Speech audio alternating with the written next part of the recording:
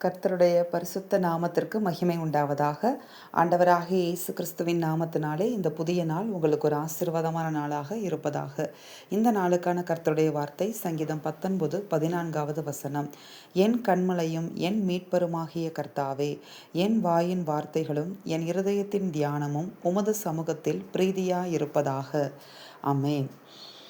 ஆண்டவர் நம்முடைய இருதயத்தை பார்க்கிறவர் என்று சொல்லி நம்ம வேதத்தில் பார்க்கிறோம். ஆமென். ஆண்டவர் நம்முடைய இருதயத்தை உண்டாக்கினவர், நம்முடைய இருதயத்தை கவனிக்கிறவர், அடுத்ததாக இருதயத்தை சோதித்து அறிகிறவர் என்று சொல்லி நம்ம வேதத்தில் பார்க்கிறோம். ஆமென். அப்போ ஆண்டவர் பிரதானமாக நம்முடைய வாழ்க்கையில் நம்மளை குறித்து எதை பார்க்கிறார் அப்படின்னு பார்த்தீங்கன்னா, நம்முடைய இருதயத்தை தான் ஆண்டவர் பார்த்து கொண்டே இருக்கிறார். நம்முடைய இருதயத்தை ஆண்டவர் கவனிச்சுக்கிட்டே இருக்கிறாரு. ஆமென். இப்போ ஒரு சிசிடிவி கேமரா பல இடங்களில் இப்போ பொருத்தப்பட்டிருக்கிறது. அப்போ பல இடங்களில் பொருத்தப்பட்டிருக்கும் போது சிசிடிவி கேமரா இருக்கிற இடங்களில் ஜனங்கள் கவனமாய் நடந்து கொள்வார்கள். ஏன்னா அந்த சிசிடிவி கேமரா நம்ம என்னெல்லாம் பண்ணுறோம் அப்படிங்கிறத அது கவனிச்சுக்கிட்டு இருக்கு அப்படின்னு சொல்லி அந்த கேமரா இருக்கிற இடங்களில் ஜனங்கள் எப்படி நடந்துக்கிடுவாங்க, கவனமாக நடந்துக்கிடுவாங்க. ஏன்னா அந்த கேமரா மேலே வாட்ச் பண்ணிகிட்ருக்கு அப்படின்ட்டு. அதே மாதிரி தான் நம்முடைய இருதயத்தில் கூட ஒரு சிசிடிவி கேமரா போல் கர்த்தருடைய கண்கள் செயல்பட்டு கொண்டு இருக்கிறது. அவருடைய கண்கள் தான் ஒரு சிசிடிவி கேமராவை போல நம்முடைய இருதயத்தை பார்த்து கொண்டே இருக்கிறது. அதுக்கும் மேலே போய் நம்முடைய இருதயத்தை சோதித்து அறிகிறது.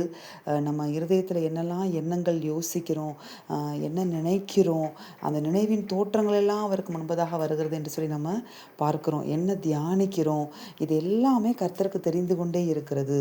இப்போ இதை நம்ம தெரிஞ்சுக்கிட்டதுக்கப்புறம் கர்த்தர் மேலே கண்டிப்பாக நம்மளுக்கு என்ன வரும், ஒரு பயம் வரும். ஏன்னா என்னுடைய இருதயத்தை ஒருவர் பார்த்து கொண்டே இருக்கிறார், அவர் கவனிச்சுக்கிட்டே இருக்கிறாரு. நான் யாருக்கும் தெரியாமல் யோசிக்கிற யோசனைகள் அவருக்கு தெரியுது. நான் யாருக்குமே தெரியாத நினச்சிட்டு இருக்க என்னுடைய நினைவுகள், யோசனைகள், எண்ணங்கள், சிந்தனைகள் எல்லாமே அவருக்கு தெரிஞ்சுக்கிட்டே இருக்குது எல்லாமே அப்படின்னு சொல்லும்போது நம்ம எப்படி இருக்க ஆரம்பிப்போம் தெரியுமா? அடுத்ததாக நம்முடைய இருதயத்தில் நம்ம யோசிக்கிற எண்ணங்களை குறித்து கவனமாக இருப்போம், தியானங்களை குறித்து கவனமாக இருப்போம், சிந்தனைகள், நினைவுகள் எல்லாவற்றையும் குறித்து கவனமாக இருக்க ஆரம்பிப்போம். அப்படி நம்ம இருதயத்தை குறித்து கவனமாக இருக்க ஆரம்பிக்கும் பொழுது, நம்முடைய இருதயத்தை எல்லா காவலோடும் காத்து கொள்ளும் பொழுது, நம்முடைய இருதயத்தின் நிறைவினால் வாய் பேசும் என்று ஆண்டவர் சொல்லியிருக்கிறார். அப்போ நம்முடைய வாயின் வார்த்தைகள் எப்படி மாற ஆரம்பிக்கும்? ஆண்டவருக்கு முன்பதாக பிரியமாய் மாற ஆரம்பிக்கும்.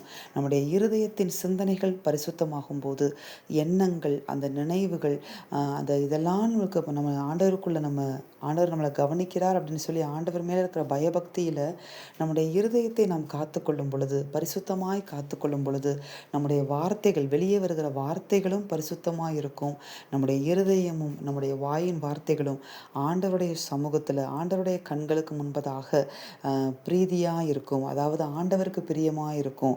இப்படிப்பட்ட ஒரு இருதயத்தையும் இப்படிப்பட்ட வாயின் வார்த்தைகளையும் தான் நம்ம கிட்ட இருந்து ஆண்டவர் என்ன செய்கிறாருன்னு பார்த்தீங்கன்னா எதிர்பார்க்கிறார். ஏன்னா அவர் இப்படிப்பட்ட இருதயமும் இப்படிப்பட்ட வாயின் வார்த்தைகளும் நம்ம வாயிலிருந்து வெளியே வரணும், நம்ம இருதயம் இப்படிலாம் சிந்திக்கணும், அவரை பற்றின தியானத்தினால் நிறையணும் அப்படிங்கிறதுக்காக தான் தன்னுடைய சொந்த இரத்தத்தை முழுவதுமாக அவர் கொடுத்து நம்ம என்ன செய்திருக்கிறார், விலைக்கரையமாக கொடுத்து அவருக்கென்று மீட்டிருக்கிறார்.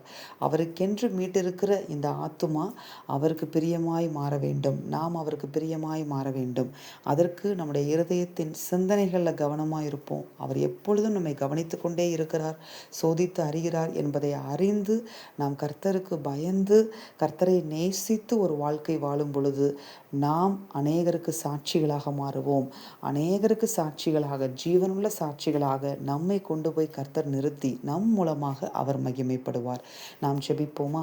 எங்கள் அன்பின் பரலோக பிதாவே, நீர் கொடுத்த அந்த வார்த்தைகளுக்காய் உமக்கு நன்றி. இந்த வார்த்தையின்படியே கர்த்தர் எங்கள் ஒவ்வொருவரையும் இந்த நாளில் ஆசீர்வதியும். கர்த்தாவே, இந்த நாளில் எங்கள் இருதயத்தின் தியானமும் எங்களுடைய வாயின் வார்த்தைகளும் உமக்கு முன்பதாக பிரியமாய் இருப்பதாக என்று சொல்லி நாங்கள் செபித்து எங்கள் ஆவியாத்துமா சரீரத்தை ஒப்புக் கொடுக்கிறோம். நீர் பொறுப்படுத்திக் கொள்ளும், ஆளுகை செய்யும், ஆசீர்வதியும். இயேசுவின் நாமத்தில் பிதாவே, அமேன். இந்த வார்த்தையின்படி இந்த நாளில் தேவன் உங்களை ஆசீர்வதிப்பாராக. அமேன்.